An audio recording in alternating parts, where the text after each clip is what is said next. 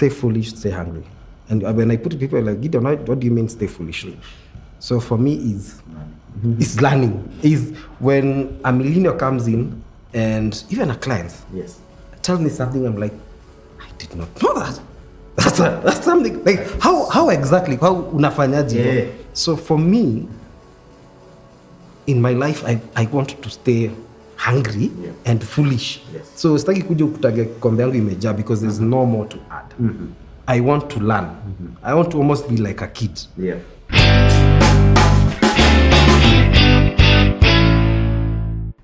Good morning, class. Mkofiti.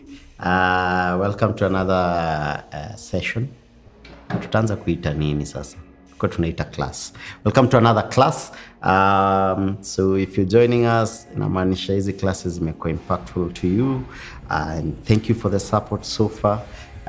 Mimi, I'm still on the journey of becoming a CEO. Yeah, so I'm still a student of the great teachers that sit next to me.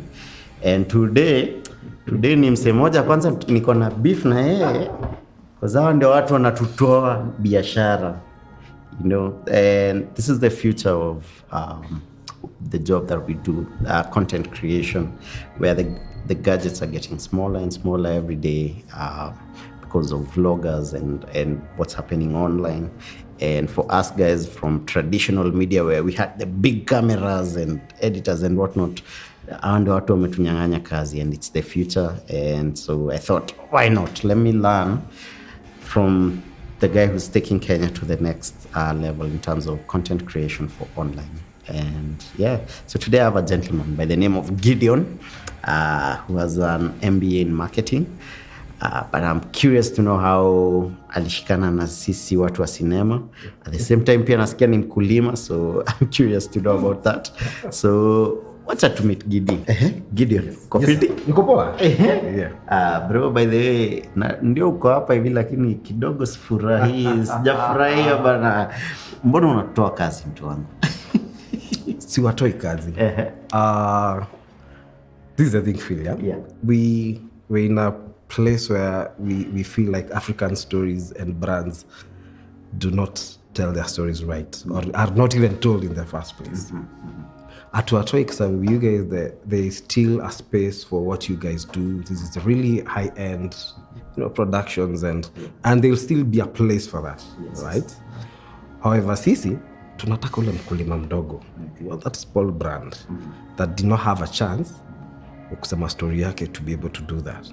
Especially the biggest change is the social media, where that someone can actually tell their story. Vile anaiona. People usually tell me, I'd rather tell my story, and then if someone else tells something else, that's okay, but at least let me tell my story. Especially the African story. And I just don't mean that in terms of brands. I see brands and shops, and this, it's actually an African story is not told. What has been told out there is usually what people hear and see in other countries. We don't do this. Africa is full of this and that. So for us, we want to help brands and SMEs to tell their own stories. Brands, so it's someone who is in Kericho. Anafanya craft zake. We want someone to be able for him to tell their story. Right? Whether it is for an economic means, so they can be able to sell more, or just tell their story for whichever end. So tuna enable tu mtu aweze kusema hiyo story. At one point atakuja bado akutafuta tena patia job. Yes. I'm curious because just doing a bit of research on you. Meona, you're very, very particular about story, and nini mlipatana wapi na story, and why is the story so important? All right. So my background mentioned so many times. Storytelling. All right. So the truth is actually my background is marketing. All right. So for the longest period of time, I knew I'd be a marketer. Okay. Kutoka kitambo sana. In fact, I remember when I cleared high school, I actually went to JQuat, not the Kenya Methodist University. Right. I did IT to some points, but I dropped out. Because at that point, akukonga na nini za marketing as it is right now. But I still wanted to do marketing. I knew that is my passion. That's where I want to be. So ukitrace everything that I'm trying to do, I'm trying to either sell or portray a story, which is really what marketing really is. But as I grew up, I came to learn about content marketing. It's just there's marketing, but there's content marketing. Yeah. And you'd be surprised, a lot of people are junkie put a difference. So the difference between content and just marketing is because you have to put a story behind it. I really used to like the way Apple and Nike and these sort of companies do their ads. Unaona ads out, you're like, what are they trying to sell me? Because it's like a movie, literally. It's selling an emotion. Yeah. I was really fascinated about how they're doing it. So as I grew up, one of my I want to say mentor, but it's not someone I've met, but someone who's really played a key role because I've read all his books, was Steve Jobs. Okay. The way he used to talk about marketing, it's from a deep place. Yes. And I was like, I want to be something close to that, And so the story, I was like, I wish brands could be able to tell their stories like the way these bigger brands tell their stories. Yeah. What is because marketing is about values. I think even Steve Jobs says that's really nice. It's values, it's who you are. Yes. If you tell people who you are, just like you'd go on a normal date and like, who are you? Feel I'm these, what do you do? Introduce yourself, tell me who you are. Then we can get to the business later, And if you look at CDI Gadgets, where I'm currently the series, that's one of our passion is men. Tell your story. Yeah. As CDI Gadgets, yes, we sell some of these blogging accessories, but who are we? What do we believe in? What do you want to achieve? And our main vision is really want you to be able to tell your story. Yeah. So you're not just selling mics. Tunataka useme hiyo ka story kako. Right? Yeah. And it's very encouraging when you don't know mama like 60 years. I was like, Gideon, I've always been a teacher, but I think now I have an audience.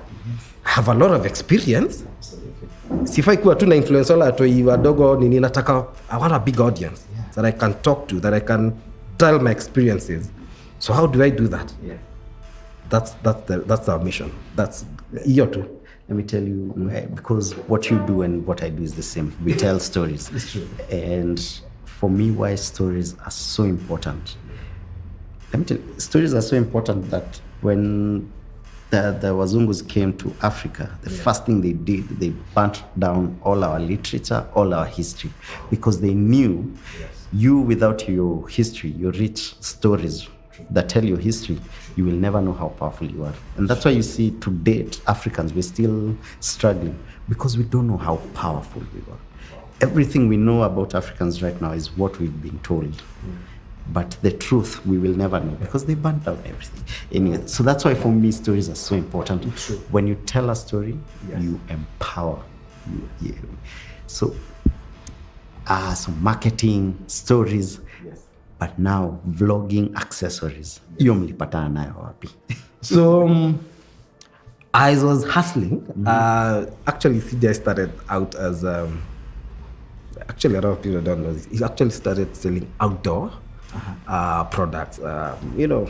Batteries, just your local shop. You can accessories, not to electronics. Yes.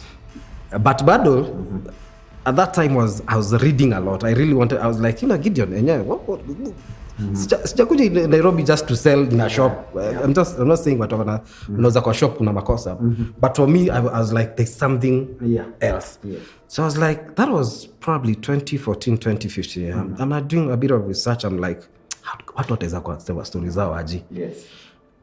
Early on, I knew the phone. As the phone was progressingly, I knew it has something to do with the phone. Yes. That for sure. But the aha moment came up at one time. I think I was being interviewed for a show in KTN. Okay. Mwikali, I still owe a really big dance. So I was doing the show. They are talking about GoPro accessories. Yes. They go with the small cameras, And we were talking about it. And when she finished, she was like, Gideon, I want to do something. As myself, I want to do a certain show. I don't want the big production in Istaki. What is the setup here? Mwikali even though you talk. Yeah. No, it's okay. Maybe call you a really big one. So, we're like, Gidi, how can I do this? I really want to tell my story. Then at least it was something like a cash show. even before car show was being done actually in Kenya. So like, I want to do something as I interview someone. And I want to be the producer, the shooter. I want this. I want kitutunta ni mimi mwenyewe. That was like she, who is working for KTN, which is of course one of the brands, of course I'm not saying she couldn't afford, but it's a whole production team is very expensive. It's very expensive, even for someone who still has, you know. Yeah. And I was like, you know what? If you have your phone, if you have 1 or 2, 3 accessories, you can start doing it. At the end, it's the content that really matters. Yes. Of course, you can improve to now these, but the story, the content of what you're doing, that's the core. No one cares about quality apart from the people in the industry. Your audience out there, as long as picture ni clear na nasikia kile unasema. Good. It's the story. It's always the story, the content. It's the content. And the next time I met with my other, by then we'd already formed a company. When I met with the other directors, I remember very well in a nightclub.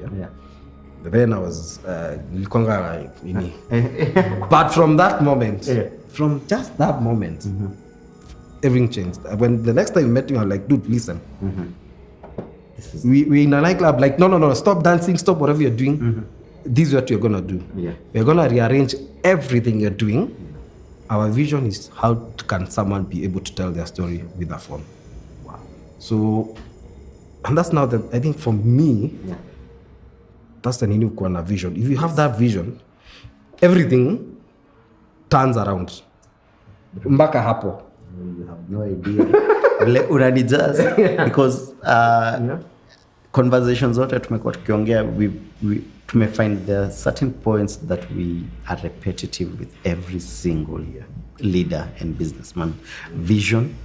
You've mentioned a lot that you read a lot. So as leaders, as CEOs, you're constantly seeking knowledge. And 3, what you've just said, like the idea hit you when you were having a conversation with Mwikali. Hauko umekaa home umelala. And that's the thing about ideas and businesses. You constantly have to be moving around. Lazima uhustle, lazima you're preparing. And in that midst ya kuhustle hapo ndio utapata an idea. Si ati hivi mtaani. Ulikuwa umelala ikakuja. You have to be out there hustling. Oh my goodness. So we have so much in common. Nilikuwa nimekaa cha watu tutoa kazi bana. We have so much in common. So now you've decided, telling a story, someone's story is going to be your vision, you know, and with a phone. And you're going to get the accessories. Idea uanga fiti. Execution ya idea. Let me tell you. Biashara sasa. Now, once you get that idea, to the actually being happening, that's where, and that's why the vision is important, because at itafika, you're like, what am I doing? You know, and vision ndio unakula ndio inalipa rent, ndio una pesa. I'll be honest, the title of CEO, I was kind of uncomfortable with it. Imekuwa because we are a place where probably we have a few guys, really nice colleagues, and so things you're putting systems, so someone have to have a tag. That journey of being a CEO, I tell you, when someone asks me, I want to be an entrepreneur, I'm like, okay, dude. They say some few key things I need to tell you about this journey that you need to be aware. I believe everyone is not cut out to be a CEO. Let me tell you. Okay. And with good reason. If you know, sleepless nights, to some of your things. Sleepless nights. Sometimes I think you can also be pushed to the edge of depression. Absolutely. And it's a good thing, and sometimes you get to a place where you're like, wow. Because if you have that vision and you're executing a lot of things, it has a good together. Actually, from the time we had this, my social life changed. Mimi bwana nimemjua kutoka nimeanza biashara, because at sometimes I am like, God, this is the only thing. Nisaidi hapa But because you have that vision, you can actually see, you can feel. Yeah. Once in a while, someone comes and gives you an encouragement. A customer client, you're like, you guys, you have sorted us out. We didn't know how to go about this.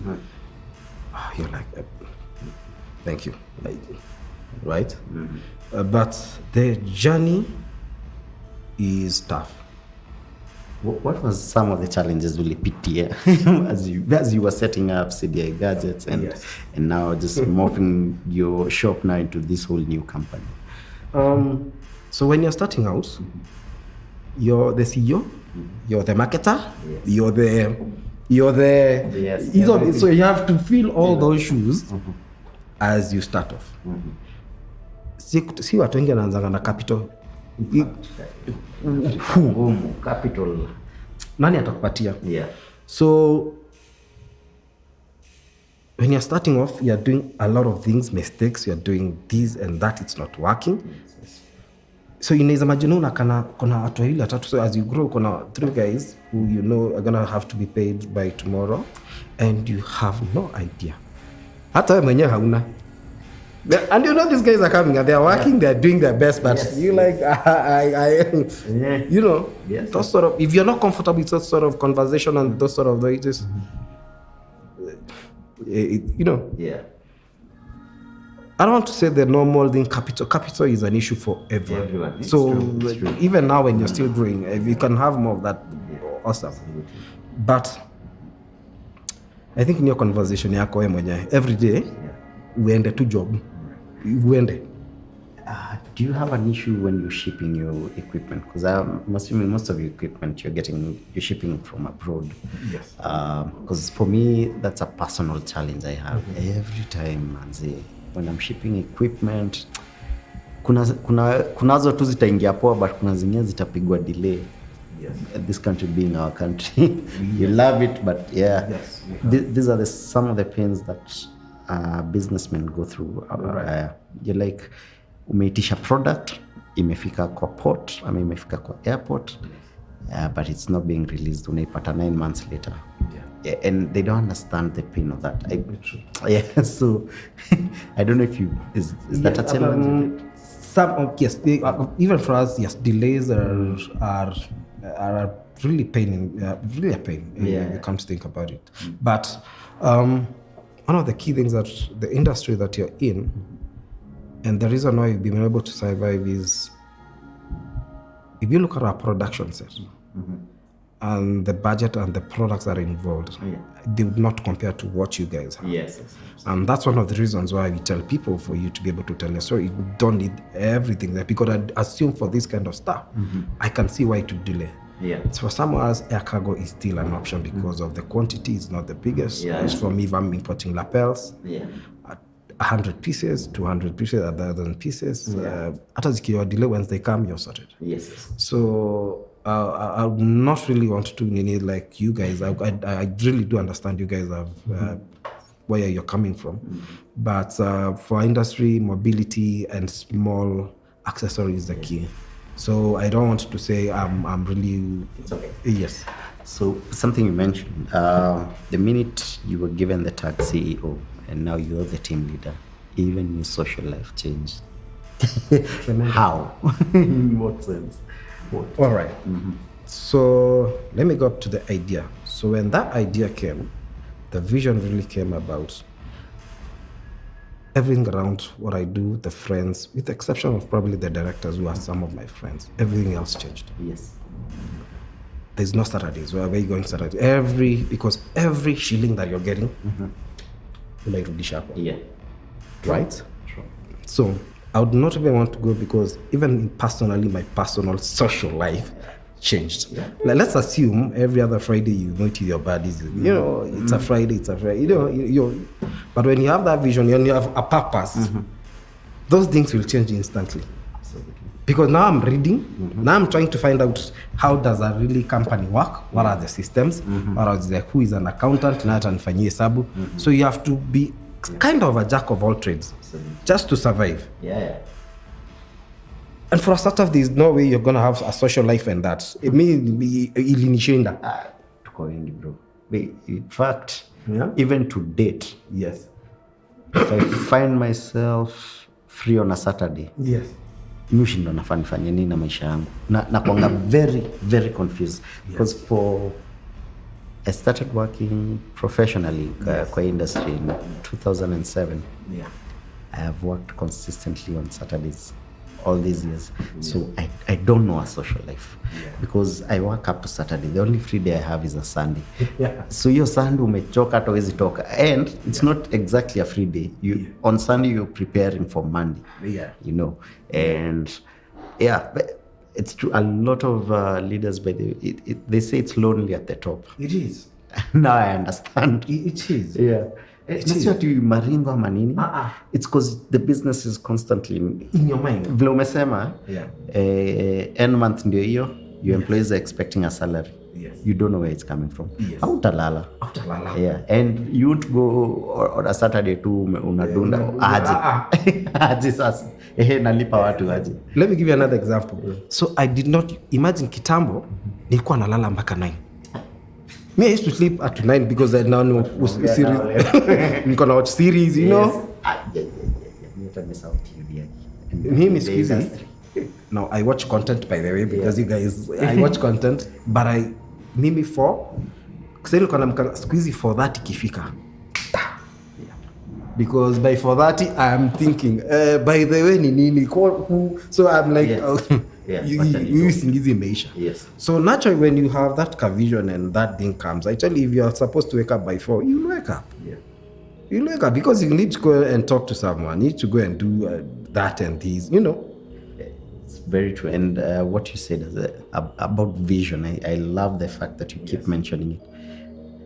In every company, like you said, not everyone is cut out to be a leader. And I think what sets someone apart to be the leader is the vision bearer, the vision carrier. Yes. And you will always find in whatever organization, there's one person, your vision, it's a burden to him or her. And something else about CEO. People, I don't know where people have this. I think it's because the Kenyan society is made. And the leaders that we have, let's not go there, is people think CEOs ni watu wa kuambia watu wafanye hivi na hivi. That was one of the things I really, actually being a CEO, wewe ndio unafanyia, I tell you, wewe ndio unafanyia watu kazi. Absolutely. So if you have a team, kazi yako ni, Phil, what do you need to make this happen? Yes. When something is not ujambona ijafanyika, I mean, what do you mean? You're part of the team. You know what I mean? So for me, one of the key things that ilikuja is nilinyenyekea. So one of my first members, Alice, God bless her, she was really something, and sasa kona own whatever. Alice, she really taught me a lot because when I started the company, I thought I was the boss. And, you know, but she taught me a lot. Actually, you are the one who is working for whoever is part of the team. It's for you. What do they need? How do you make them better to perform? Right? Yeah. I also found out that when you have a team, hujui kila kitu. You know, there are people who are really jealous because someone comes in, anaanza kufanya vitu, you're like, acha unajaribu outshine. I can actually tell you, kwa nini set up ya CDI Gadgets, people work in their departments, all of them are better in those departments in every possible way. As it should. Every possible way. Sure. You know what I mean? Yes. Yeah. You know what were we saying this on camera? What we were saying about being a CEO and being a leader. So one of the things I've learned about great leaders, great CEOs, they are people who genuinely want to see the people in the organization growing. Yes. Because if you genuinely want to see that person you're working with grow, your company will grow. Because as that person grows, your company will grow. But if you're a leader, mwenye unataka wewe ndio, in fact, you're not a leader, you're a slave driver, whatever the name we can call it. Yes. But leaders genuinely want everyone else to rise with them. And I know a lot of the people I work with, wamenikachia, but I'm always having this conversation with them, like Niaje Buddha, Niaje Steve is the guy who does sound for our company. nimekupea miaka 3 hapa hivi. In 3 years nataka nikuje kwa studio yako kurecord. Because I want you to go to the next level. Yes. Because if you don't grow, because as you grow, utagrow na mimi. Unajua? But ukikaa hapa hivi ugrow mtu wangu, hata mimi unanivuta chini. Na try to grow but unanivuta. Yeah, but as you grow, tuna grow si wote. Yeah. You know, I like that bit. You know, someone, I was actually talking with a partner of a different enterprise.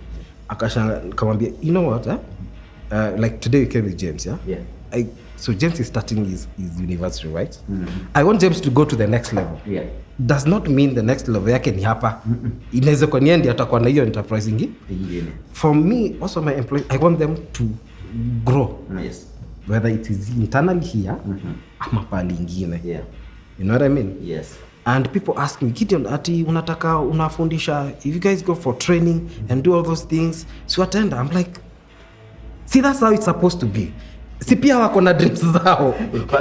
Anytime tuulize hiyo swali, if you train the guys that work for you, see, they'll take all that knowledge and leave. My answer is always, what if I don't train them and they stay?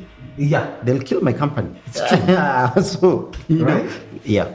So I want to train this by like I'm always in a place like siku moja nikitoka hapa CDI mtaweza this company itaendelea kuendelea because you've got the vision, you have everything, I've equipped you. It does not mean I have to stay here for the rest of my life.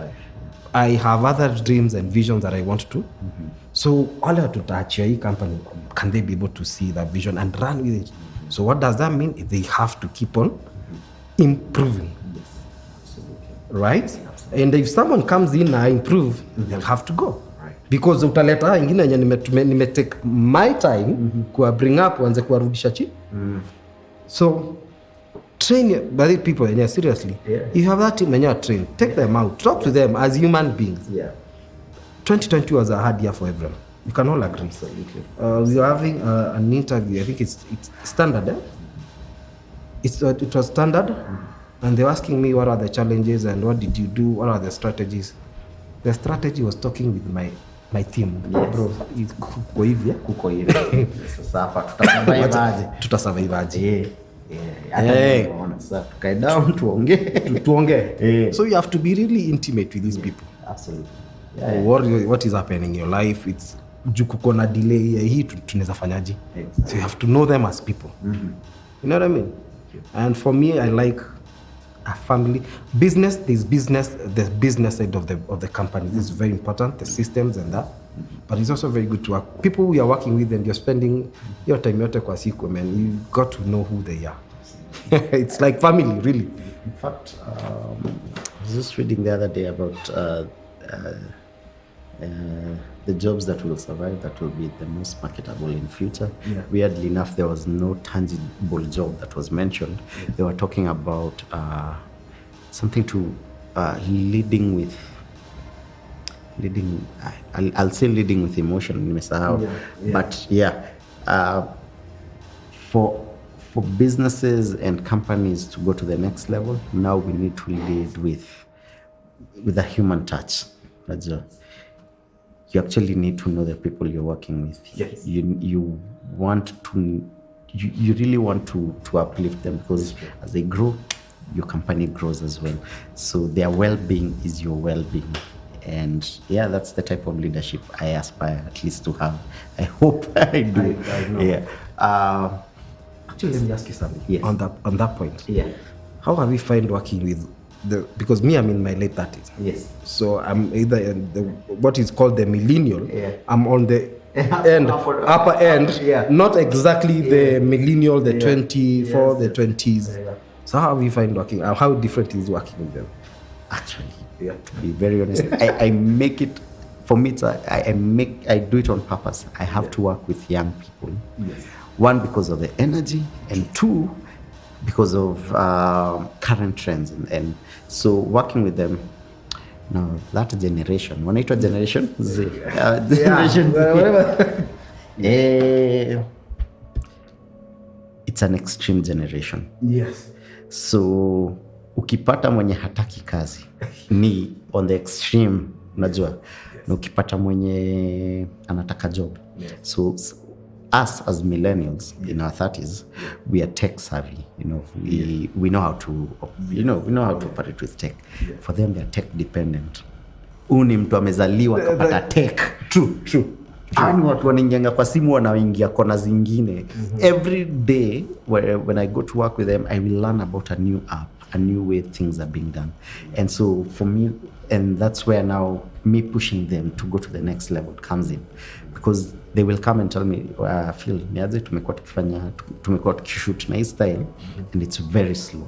I think if we switch up to this, in fact, and they keep my company fresh, and and I'm always learning. So I absolutely love working with guys in their early 20s.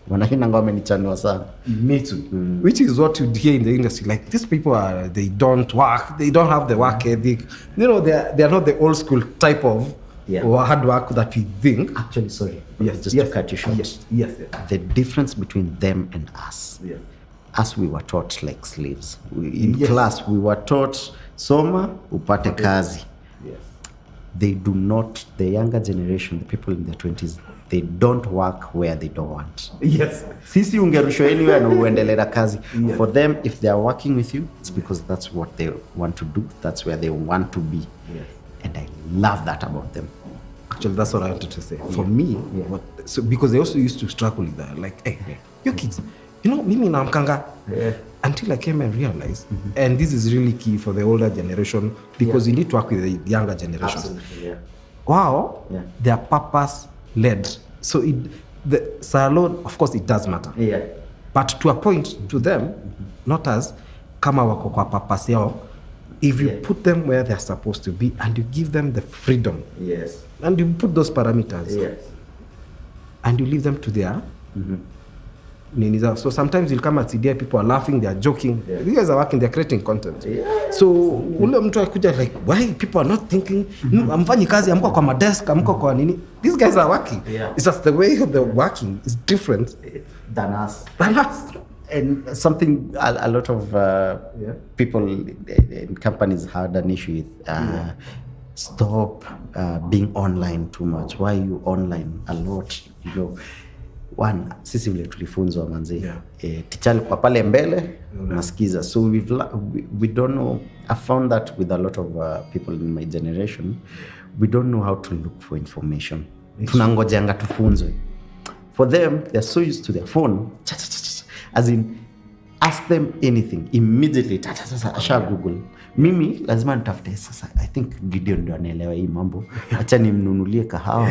Anionyeshe vile aniambie strategy. You want strategy for running a company? Definitely download. Nimekusukumia hiyo PDF. What? We should make ads. And point isipote lost. Sawa tu. Just something I love about them. Certainly, lost somewhere. But yes, about being online. I was just watching a video of a gentleman called Gary V. He's in the States. I love him. I even read his book. I'm always on his videos and his books. So just the two. I think a week ago, alikuwa anaongea about running your business in 2021. And he was saying, you need to put out between 5 to 15 pieces of content every day on social media. For me, that was crazy. Because thinking traditionally, that's a lot of work. But for them, because they're always on their phone, it's easy. They create content like this. As in, sahi wanaweza ingia hivi uone kitu washatoa simu. Me before inihit nitoe simu. And they've already captured that content. And what they're doing is they're creating value for themselves, because every day they put out content, the audience is connecting with them, it's connecting with them. So when you find your team laughing and putting out content. These guys are putting out content. Yes. That's true. Like, you go there, washake a live feed. I'm like, umeshafanya nini? What are you doing? Like, you put it on live, you put it on this, you already gave these are mentioned here and that. You're like, okay. For them, what they need is for you to tell them what's the vision. And just leave them to their own. And just enable them. So you guys, just mentor them on now social and, ethical and, the things that are not aware. But do not go and just try stifling their creativity. Unafaa kuwa hapa by. So how are they brought up that is different from how you were brought up? Sorry, say that again? The people in their early 20s. Yes. How are they brought up as kids that is so different from us? Because we are so different. Yeah, we are so different. Yeah. You know, that 10-year gap, I think, is 10 or 15 years gap that is there. Because for me, my mom and parents are really, really, really very to where I grew up. Because yet will call school. There was no, I say, you do. I tell you to jump. Yes. How high is it? You know, that sort of. Yeah. And for them, there's that sort of, there's a place for that. Yeah. And I really thank my parents because the way they brought me up, kuna pali naona, if it wasn't for that, I would probably be in a very different place. Right? I have a very big influence from, that gritty side really comes from my mom. You know? My mom is old school ladies, like wakona tu biashara kama tutano. Wanalima. She was a clinical officer. She has this. She's very industrious from the word go. My dad used to work in public service. He's very straight, you know. Used to attend a lot of organizations, the such and such stuff. Really, really key part of my growing up. Iyo kunini. So for me, now the millennials, my worry is that there's a bit of that they still need. Inaweza unaogopa isipotee because they are so much into the tech savvy and all of these things that, you know, you fear that they lose up probably in some of those things that you have to talk to your dad, your mom. But anyway, it's amazing. With every person I've talked to, yes, you really are shaped into what you'll turn out when you're a kid. So for you grew up seeing your mom hustling and having a lot of biasharas. Yes. Yeah? Yes. And that's how you've turned Being her own boss. Being her own boss. Yes. Yeah. And easy way to, they're caught, they're not taught. As in, as kids, you just observe and so just for students listening out there, be an example to your kids. By the way, they are watching every move. It's true. Like I noticed with my son, he's now a teenager. Yes. So tuko ile face, unalala sana, unafanya. And you know, how do you kwanza hii 2020 vile hawakuwa shule. But what I've noticed is ongea sana tuta argue about something, but with time he starts picking up stuff that I do. Like weirdly enough, the 2020 when it started out tulikuwa na hiyo issue unalala sana but because for me my routine is I wake up by 5 a.m. I am up at least latest 5:30. I'm out of the house, I hit the gym, then go to work. By the time wanakuja kufungua shule nikiamka 5 tulikuwa tunaamka naye, mimi nikienda gym anachukua bike, akasema dad siwezi kimbia, anachukua bike. But ni pole nimeanza kuona hiyo culture ya fitness imeanza kumuingia, ya kuamka mapema imeanza kumuingia. It's not something I've had to beat him to do. No. They're watching. They're just watching. You teaching is actually them watching what you're doing, not what you're saying. Yes. Then in December we were just having a conversation about career and whatnot. But he told me, dad, mimi nijikute nimeandikwa kazi. Mimi siwezi andikwa kazi. Like, why? I know me. I can't work for someone. I just have to be a boss. But I realize it's because both the mom and I, we are not employed. We are both business entrepreneurs. So, hajawahi ona mtu ameandikwa job. So, ataendaje kuandikwa job. Unajua? So, we really influence our kids. They really watch. They really observe. That's awesome. Let me ask you because sorry, kwa nini najata mimi na it's not that tunaongea. So there's this conversation but hata na industries watu wengine si wakati tuna argue about because it's a big question that I get asked. Even grown up watu wakubwa. Passion. What should I pursue my passion? Should I all of these things? Do I pursue my passion? Blah blah blah. So when someone asks you, do I pursue my passion? What do you usually tell them? Because for me, I usually have a very different answer. Which for most people, I think it's not what because it's not what people are usually told.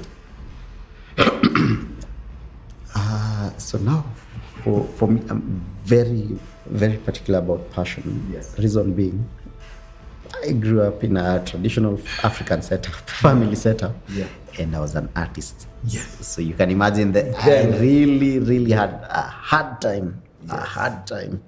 Yeah, because they didn't. My dad, my mom didn't see. Yeah. We enda usome upate degree, ukuwe lawyer, ukuwe engineer. Hii nini unatuambia unataka kuwa artist. And so because of the way I grew up, because of that, I really watch keenly on younger people, their interests. Because I don't like forcing something on someone. Yeah. Because as early as class 1, when I was in primary school, class 1, mi nilikuwa na sketch. Hiyo time ndio manganya zilikuwa zimetokea, mamat. Nilikuwa somea Dandora. So nilikuwa na sketch hizo mat. Vifiti sana. Nauzia watu wengine. Bob, ama 50 cent, ama 2 bob. Then wastick either kwa desk, ama kwa set. Ile geometrical set, wana stick up hivyo.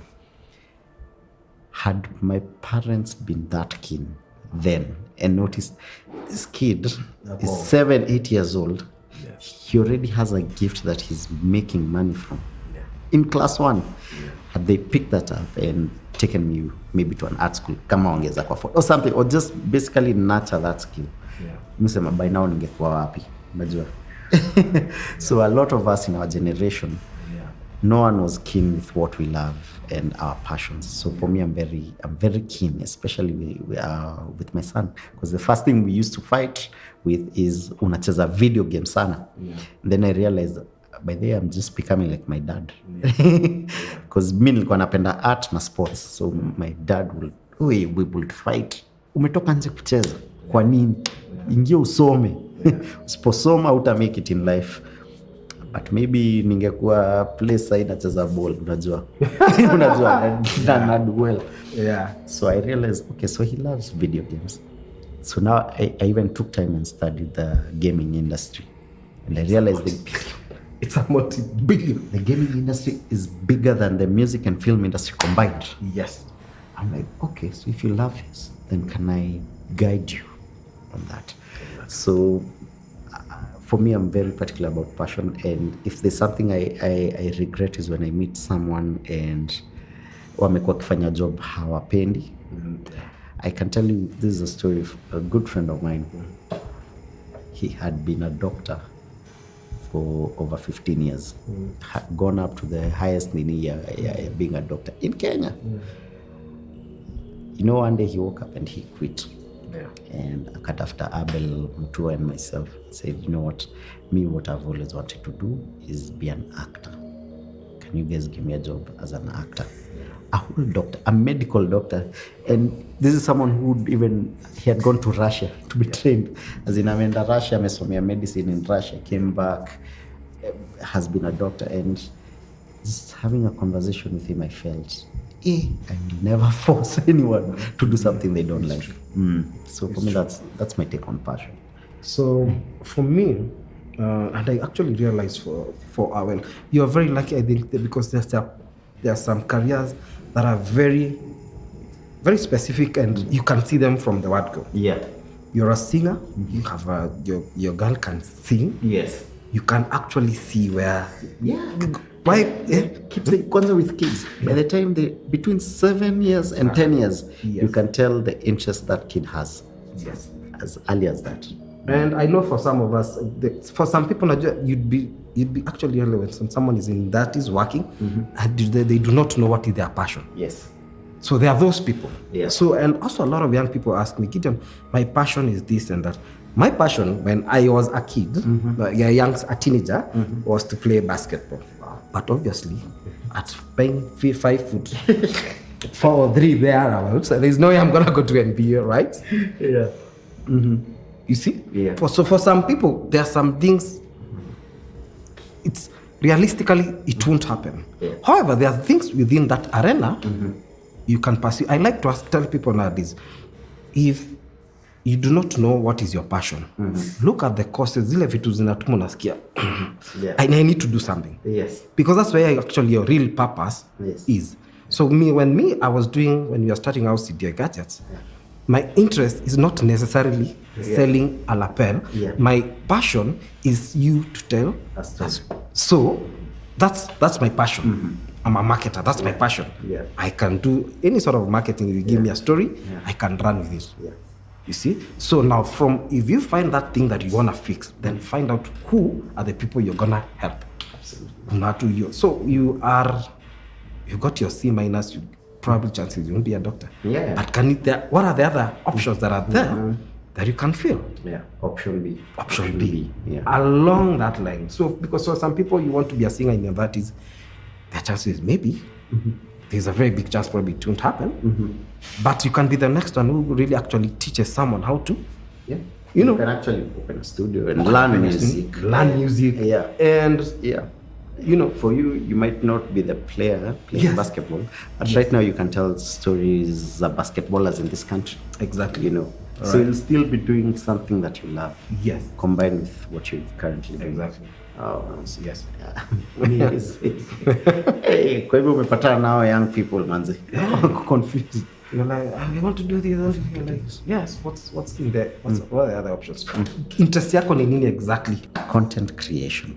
How important is content creation for corporates, businesses, if you're trying to sell a product out there? You gotta get me emotional, bro. Because this is really something. Yeah. I usually ask people, when you are dating, you with your wife or whoever,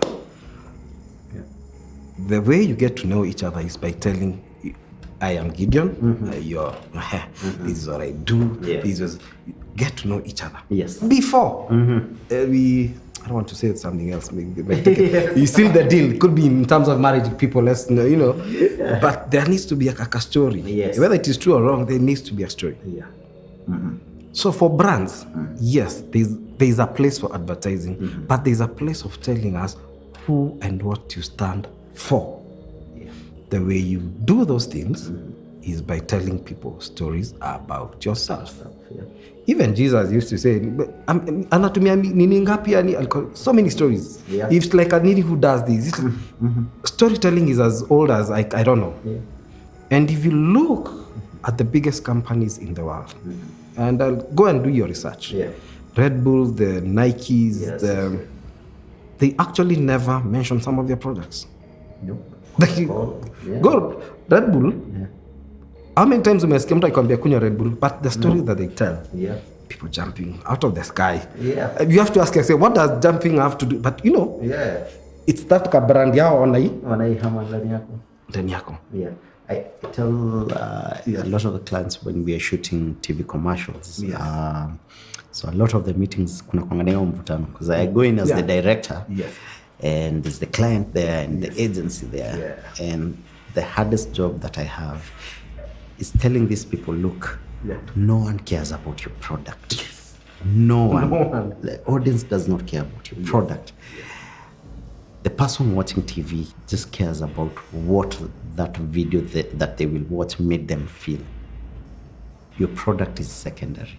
In fact, statistically, you need to watch an advertisement about 6 times before you realize what the product is about. True.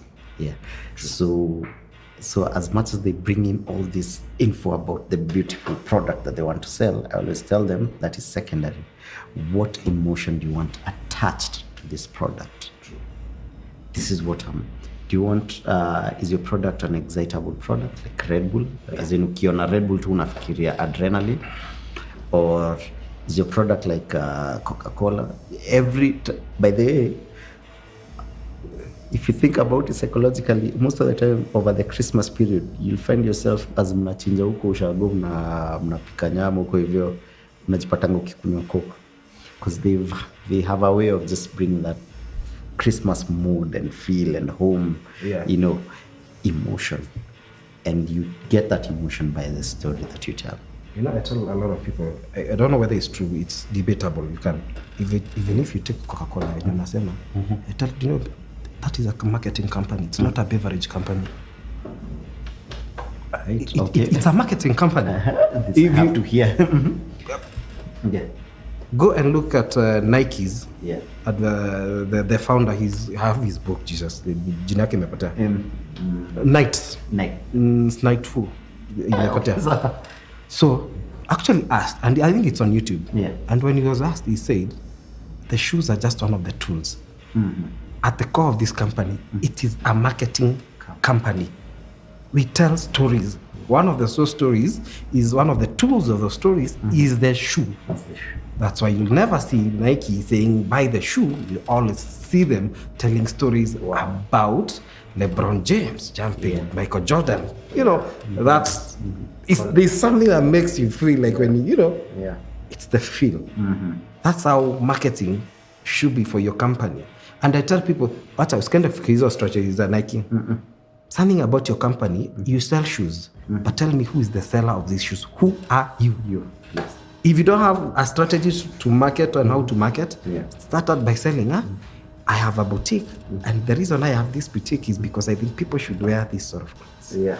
They should. I feel people, if you wear green and yellow, you see now, I can relate to you. Yeah. And in extension, I'll start relating to your product because I want to feel like the way you're talking about. You know what I mean? And human beings connect with fellow human beings. So, and increasingly right now we're living in an age where consumers are making choices, informed choices. Yes.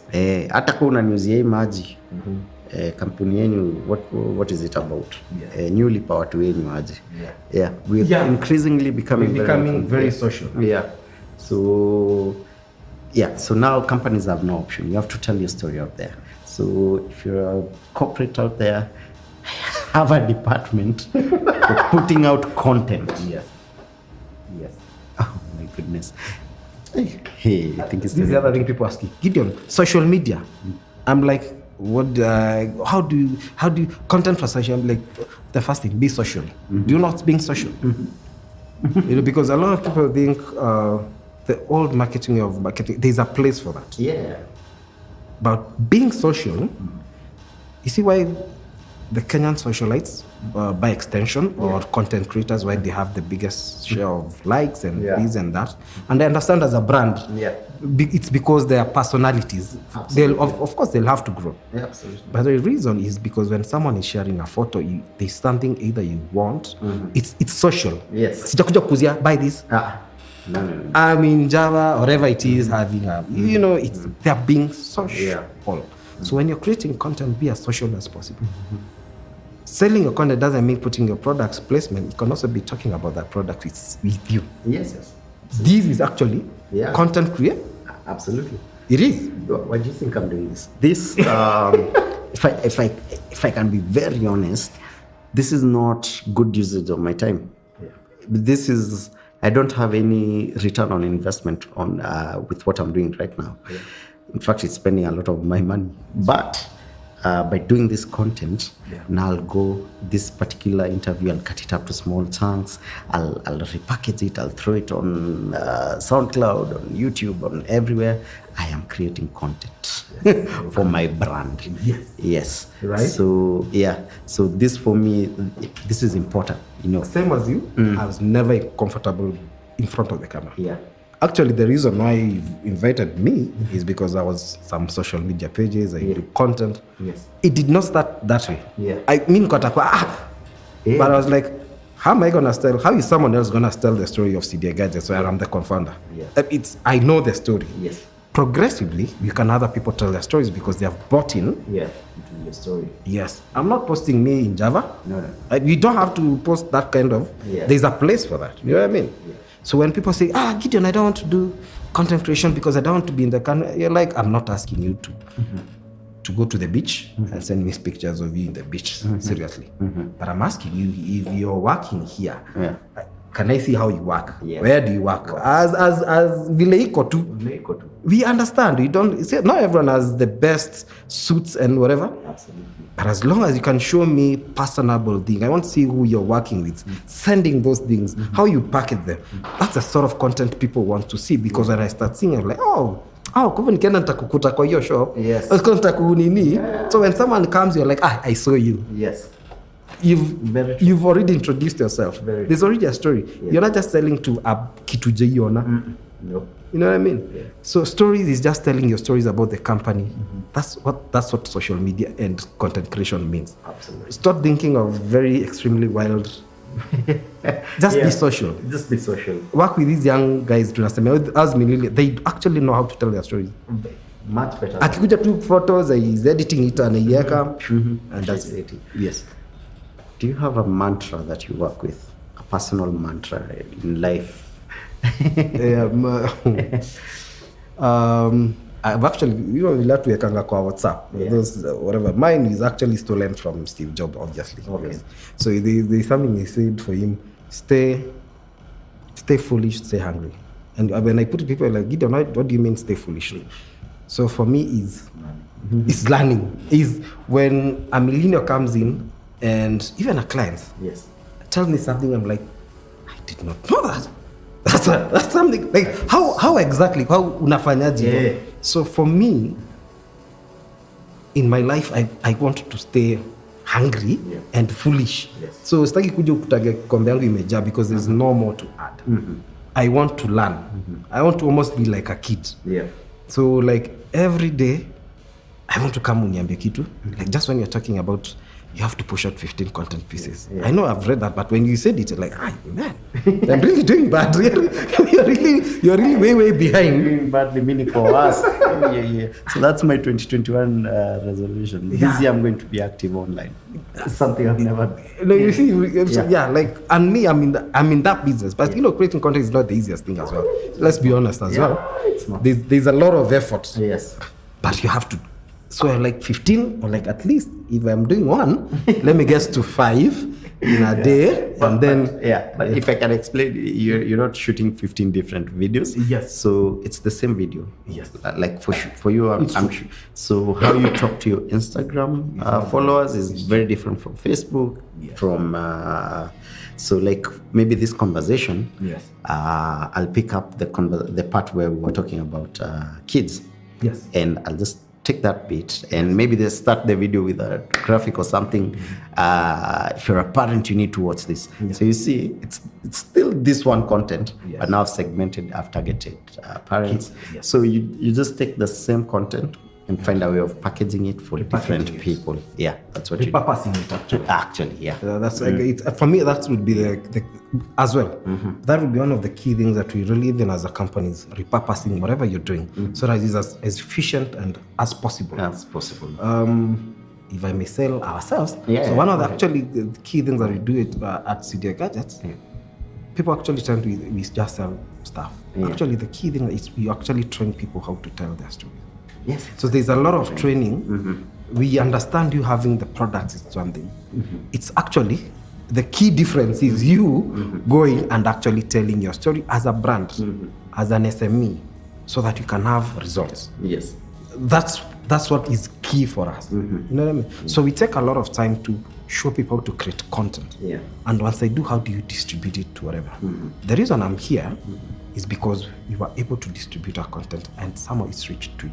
Absolutely. So I'm not saying everyone has to come to feel it production, but to your audience, it is key that wakuone. Absolutely.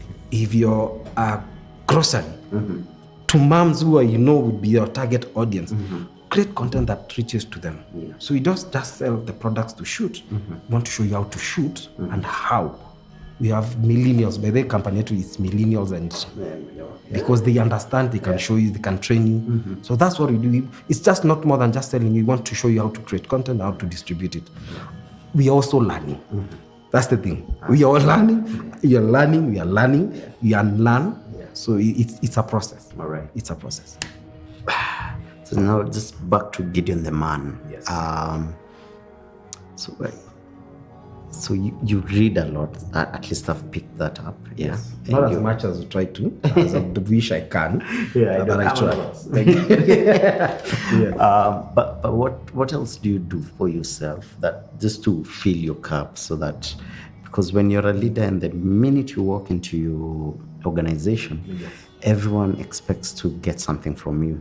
And sometimes I feel drained. Sometimes I feel like I can hide in a corner because there are all these people and they all want that energy from you. So how do you keep refilling Gideon as a person?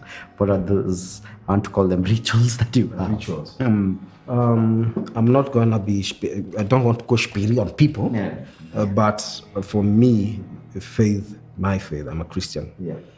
Key. Right. Remember when I started staying, when I had the vision, and then I started this journey, I got to say something like, see me, easy binadamu, Mungu tu atanitoa. So there's also the awakening of things of my faith. So I'm a very spiritual person. I read the Bible. That's the first thing that I do in the morning. Is I wake up, I meditate. I pray, because there are things which we can't solve as human beings. There's some things we want done, and we're like, only God can do that. So that's on my spiritual side. I read a lot. I used to exercise. I want to say used to exercise, but somehow I've gotten, and let me tell you, it's one of those things that I should be doing more. I used to do it. I used to enjoy it.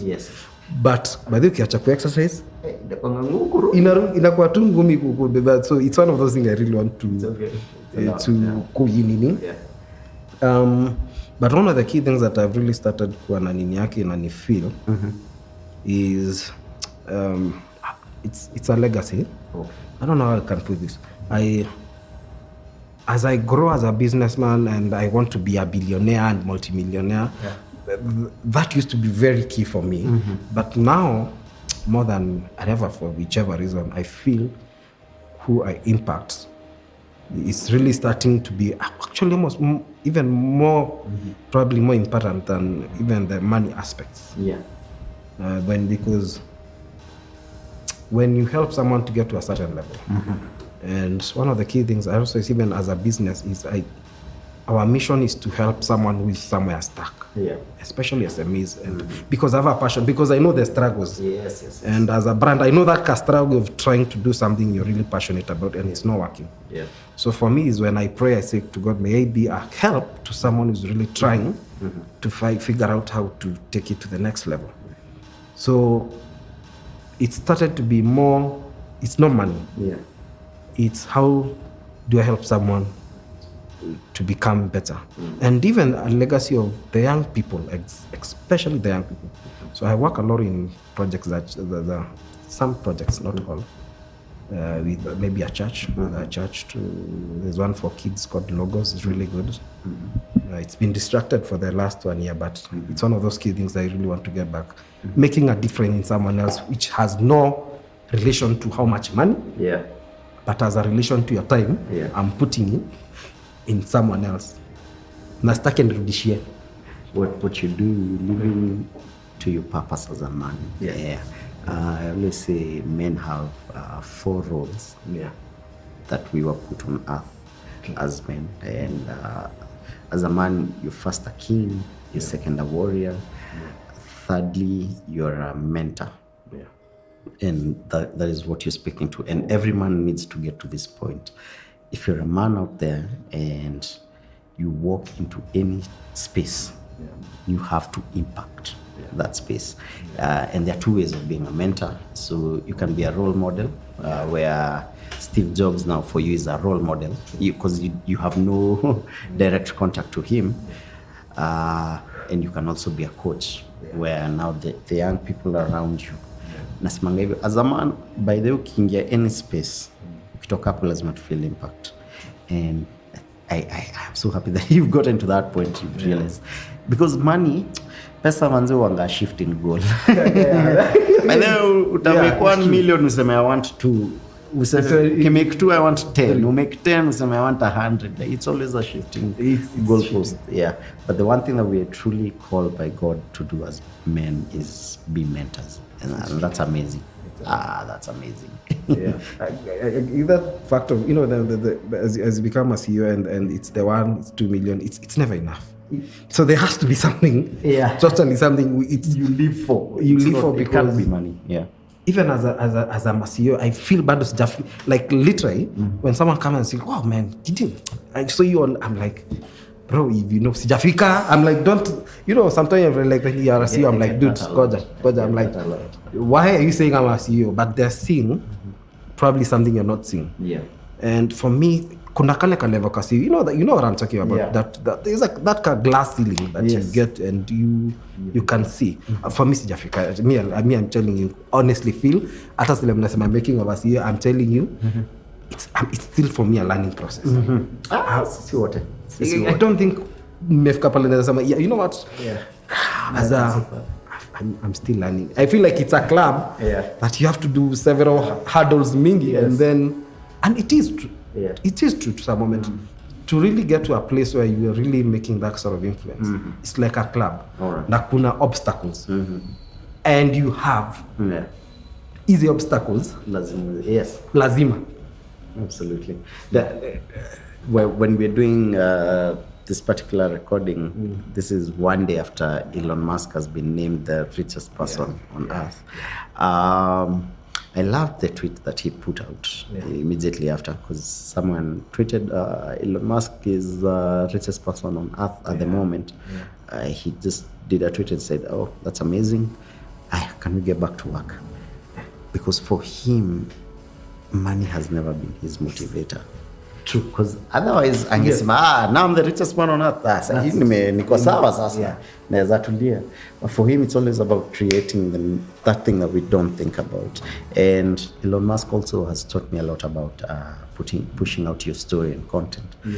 For him to be the richest man on the planet, and he does zero marketing. Like he does not have a budget for marketing. He is, as the CEO, the marketer. Yes. He's actually the guy who made me think, okay, now I need to be out there. But Elon Musk markets his products by going for interviews himself. He's the main marketer. True. Imagine. It's actually almost the same way Steve Jobs used to do. You'll see him at his own presentation. Yes. He used to actually say, and for guys who are doing marketing, there's a quote Steve Jobs says about marketing is about values. I've utterly may forget the whole thing, but I also need to go and read and hear it. Marketing is sikudanganya watu. Thank you. Sorry, could have put to my mention before you lost. We are rewatching a lot of Steve Jobs videos right now. Yes. And they're still so relevant. I'm still rewatching a lot of content from Muhammad Ali. And this is why this is important for me personally, and I'm assuming you as well, for doing this content. This is something that will outlive my physical body. It's documentation. Yes, it's documentation. And this conversation we're having now, 50 years from now will still be relevant. True. Yeah. And for me, that's king. Actually, people don't realize that even as companies, that doing this content is actually documentation. So when someone sees that 10 years ago, you're like, where did this guy start from? So you can see me now 10 years from now, whatever I'll be, you're like, you remember Gideon was... This is also another encouragement to people who are doing biz, legit biz. There is a journey. You see, the kind of business is sasa Kenyans tunadanganywa ndio the in thing so that you can be seen driving whatever it is, and there are shortcuts. Is that you'll never come and tell us a story. So you have these and these. How did you get to this? There's no story there. However, me as Gideon, as far as I know, I can tell you a story. I can tell you who were the first employees. How did you get to 2 to 3 to 4? How many? Whatever. There's a story. I can tell it. In fact, mimi nasemanga watu sema ati mapenzi ni kikohozi ifichiki. Mimi nasemanga pesa ndio kikohozi ifichiki. If you're legit, you can track every single shilling. You can say, I was able to buy this car because I did this job. I was able to buy this watch because I did this job. Hii manzia wase Kenya, manzia wanatumia tembea na some flashy cars. And just them, What's the story? What's the story? I'm not saying what as if you do if you want to do, but the thing is, I can tell a 10-year-old and later on in life, you know what? Go and see the documentation. I talked about this with him. This was my journey. This was my journey. You can track it. I can track it and I can tell it. Gidi, yes, this parting shot for our students tuko wengi. Tumekuwa tukikusikiza wewe ndio teacher. Yes. This to that camera. This is something, encourage someone and someone who's watching you and they're starting on this journey. Yes. Mm-hmm. So I'm going to talk out to, I'm very passionate about SMEs. I think you've heard me talking about brands. Yeah. And my parting shot is this. As you start off on the journey of content creation, which is just marketing or telling or putting your services or products out there, it is a very enjoyable, it is necessary. I don't think there's any shortcut about that. And it can be done. Yeah. You just have to have an interest. Start with what you have. If it's a phone, tell people about your phone. Tell people about yourself and the relation to your product or service or whatever it is. Content creation is a very enjoyable service. It has its own challenges. Creating content is not easy, but it is learnable. Yeah. We have as old watu kama 60, 70 years who have to learn because for them it's starting from zero, but they want to tell their stories. Thank you for those guys who are actually in Kenya doing content creators that are doing marvelous stories. I'm getting to see places in Kenya I've never knew they're there, and they're being told by Kenyan creators. Yeah. Si lazima kila mtu akwe travel. You can tell stories about your own village and you know very well there are stories which African stories that are not told and you're waiting for someone else to tell the stories. You are the one to tell that story. You do not have to have nini ya feel at ile ukuja na just start telling with whatever you have. If it's a phone, tell it. Kabisa. Yeah? Kabisa. So everyone has, kila mtu akona story yake. Your company has a story. It is operated by people. So you want the stories about those people. Yes. Why they're doing what. If you're a CEO, why did you come as CEO? Those are stories people are looking for when they look at your company. I'd look at yourself as a brand. Start that journey. It's not an easy journey, but it's documentation. It's a receipt of this is what I have been doing and this is why I do this. Yeah. So just start on that journey. Tell your own stories or get people who can tell their story. Right. Thank you so much. Thank you for coming through, for honoring our invite. For me, it's been an amazing conversation. Imenijaz sana. And just to hear that we're on the same, we're struggling and having the same challenges. Yeah. Thanks a lot. Wanafunzi, imekuwaje class? Yeah, I think bell imering, so sasa tunaweza ni lunch ama ni break, siko sure. So I'm hoping from the conversation we learn a thing or two. Yeah, let's all become CEOs in our different aspects of life.